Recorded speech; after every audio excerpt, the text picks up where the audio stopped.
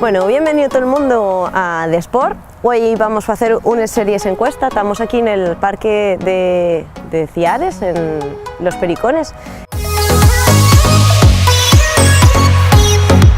Y este parquillo muy bueno no solo para entrenar trail, porque podéis decir, va, tiene cuesta, tiene prau, buenísimo para el trail, no, pero esto es bueno también para asfalto, porque al final con ello agarres mucha fuerza en las piernas y eso va a darte también velocidad en el llano. Así que vamos a hacer aquí unas cuestas que en la zona del parque que lle más pindia, que ir desde aquí abajo hasta la parte del cementerio allí arriba, justo detrás de estos árboles. Las series pueden hacerse al principio, podéis hacerles caminando, usando la típica técnica de apoyar las manos en las piernas. Esta técnica úsase sobre todo en el kilómetro vertical, que es una de las muchas disciplinas que hay dentro de las carreras de montaña, que es hacer 1000 metros de desnivel y todo cuesta para arriba.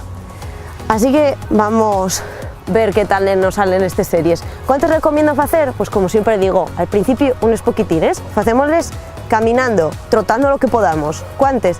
5, 6, hasta poder por lo menos hacer en un futuro, llegar a hacer 10.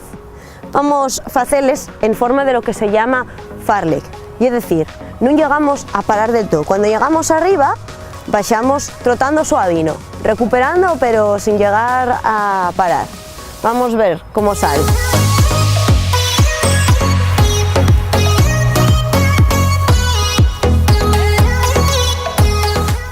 Podemos alternar, trotar y caminar. Por ejemplo, salimos trotando suavino. Y ahora que hay un repechín, pues caminamos. Llegamos a esta zona llana, trotamos. Otro repechín.